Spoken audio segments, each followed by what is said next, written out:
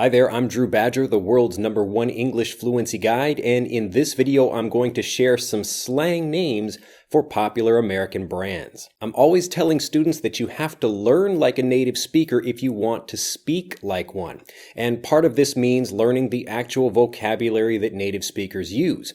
Typically, you'll have the thing that you'll see in a textbook, which native speakers do understand, but then you have the real English, the actual native conversational spoken language that native speakers are using in everyday conversations. And so this is what I teach in these lessons and in things like the fluency course and Master English Conversation. A few videos ago, I was actually teaching the phrase the cold shoulder, and a student happened to find this in a catalog and she sent it to me. I'll put it up on the screen right now, but it just goes to show you this is what fluency actually feels like. When you notice something and you learn something, the thing that native speakers are actually using, and then you see it in the real world, whether you hear it in maybe a movie or a conversation, or you see it written somewhere. But that feeling you get when you realize, wow, I really understood something, or I used a native expression and native speakers were noticeably impressed and surprised by that, that's the thing that gives you lots of motivation. So in this video, I want to give you even more motivation by cluing you in, and this is a phrasal verb that just means to give you some great ideas or to help you understand something. So to clue you in to the code language that native speakers actually use. We're going to start easy with some vehicle brand names. The first one is Harley Davidson. Harley Davidson. Listen carefully to the blending of this. Harley Davidson. Harley Davidson. Harley Davidson. This is a motorcycle company, but now it's become much more of a brand where people recognize the ideas of maybe freedom and being able to travel around and you're kind of a rebel, these kinds of ideas. But the name, instead of saying maybe Harley Davidson, people would just make it shorter and just call it Harley. Next, we've got two cars. The first one is Chevrolet, Chevrolet, Chevrolet, and not Chevrolet. Chevrolet, so it's that French sound, Chevrolet at the end, Chevrolet, and this becomes shortened to Chevy, Chevy.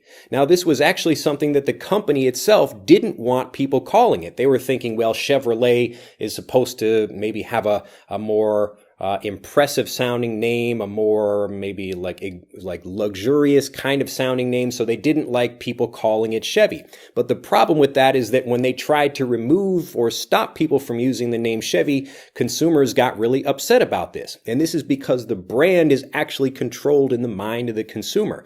And so maybe the company wants to call it Chevrolet or have it be called Chevrolet, but the people that are using it and they talk about it say, I drive a Chevy, I drive a Chevy, I drive a Chevy. Next, we've got Corvette. Corvette. And you might be able to guess how we would shorten this one, but it becomes vet. Vet. Vet. So you can say, I drive a vet, or I really want to buy a vet. So Corvette becomes vet. Next, IBM. IBM. Now, this is an acronym for International Business Machines, but the company is also known as Big Blue. And maybe it could be for a couple of reasons, maybe for the attire that people have. So if everyone wears a blue blazer, or, you know, they typically have blue suits for people that are working there, or if it's just because of the logo itself, because it's blue. And the company is really, really big, so people call it Big Blue. But this is when you're talking about it, you can talk about like I'm investing in Big Blue, or I have a computer from Big Blue. So if you use this, you're talking about IBM, but you're using it in a way that you sound much more native and conversational. Big Blue. Next, Coca-Cola. Coca-Cola.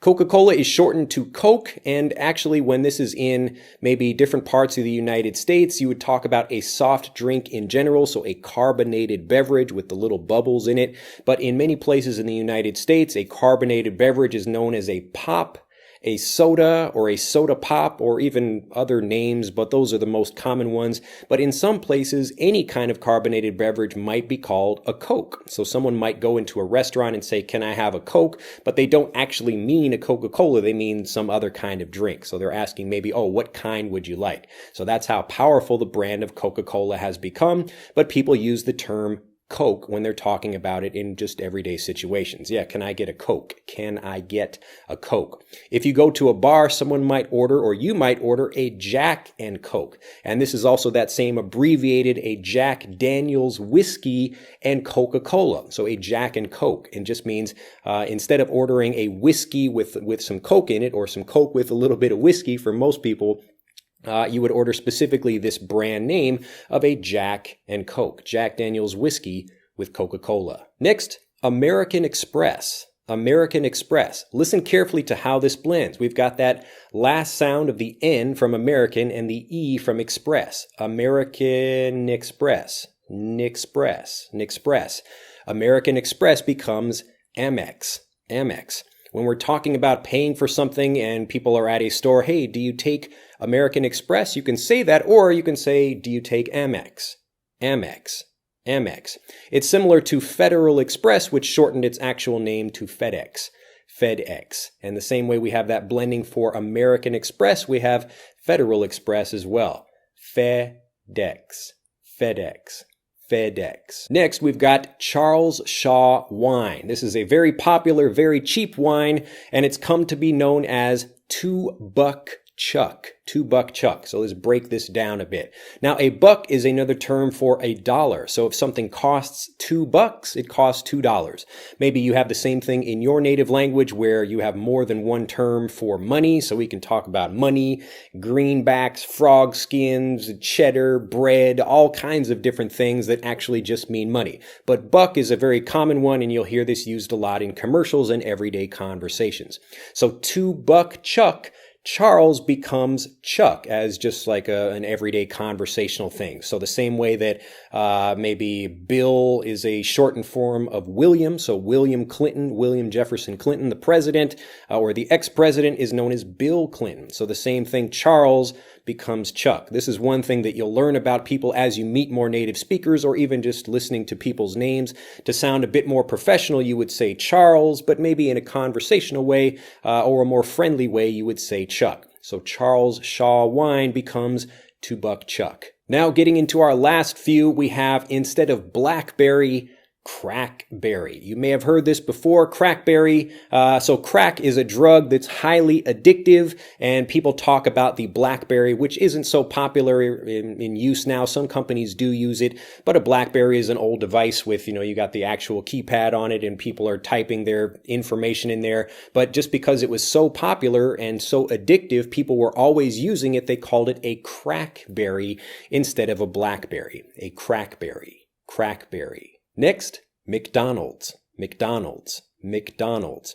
This is always a fun one I get to share with people here in Japan because the pronunciation in Japanese is makudonarudo. Makudonarudo. Actually, I don't want to give a Japanese lesson here, but you can understand how a Japanese speaker would hear McDonald's and understand makudonarudo. Makudonarudo. So it's a kind of a long thing, and people typically shorten things as well in Japanese. But anyway, the thing that people will often use in regular conversations is Mickey D's. Mickey D's. Mickey D's. So people say, oh, you want to go to Mickey D's, or I'm going to Mickey D's. Do you want anything? Mickey D's. Mickey D's. It's just more casual and conversational, and it's a little bit easier to say than McDonald's. McDonald's. Mickey D's. Mickey D's. Mickey D's. And finally, we've got Target. Target. Target is a large store that sells lots of different things, but it's like Walmart, but at the same time, it's a little bit slightly higher quality, or they're trying to, just as a general rule for the company, take more expensive things or more luxurious things and produce them in a way that they can sell them to lots of people. So can kind of get like maybe slightly better quality things than you could at Walmart. But a company like Target, because of this slightly kind of better way of having maybe nicer products, people jokingly refer to it as Target. Target. So they're joking about that. They're not kind of actually using the term, oh, I'm going to Target today, but you can use it in a joking way. You say, oh, I'm going to Target, and you sound like very, I don't know, maybe like wealthy and like you're going to spend a lot of money, but it's a joking thing because you're using it at a store that, well, it's Target. It's just like a large store for mass retail. But you notice how the pronunciation changes. Target is a regular English word, but then just like we covered early in this video, We had Chevrolet, and that has the same ET at the end of it, Chevrolet. So we take kind of a French sounding thing to make it sound a little bit nicer, but just as, again, as a joke. So we're going to Target, Target, but it sounds more of like a French pronunciation to give it a little bit slightly more affluent sound to it. I bought this new couch at Target. I bought this new dish at Target. Well, I hope you have enjoyed this video. Do like it and do use some of these in your writing and conversations, and you will sound like more of a native speaker, as well as impress native speakers when they say, oh, I didn't know you know Target or crackberry or any of these other things. And if you'd like to learn even more conversational vocabulary, plus more importantly, understand how to remember these things so that you don't just learn it and it goes in one ear and out the other, I want you to remember all the great vocabulary that I'm helping you learn. So click on the link in this video to take our free English fluency quiz. You can start that right now and it will tell you everything you need to know specifically for your situation that will help you become a confident, fluent speaker much, much faster. I look forward to seeing you at EnglishAnyone.com, and I'll see you in the next video. Bye-bye.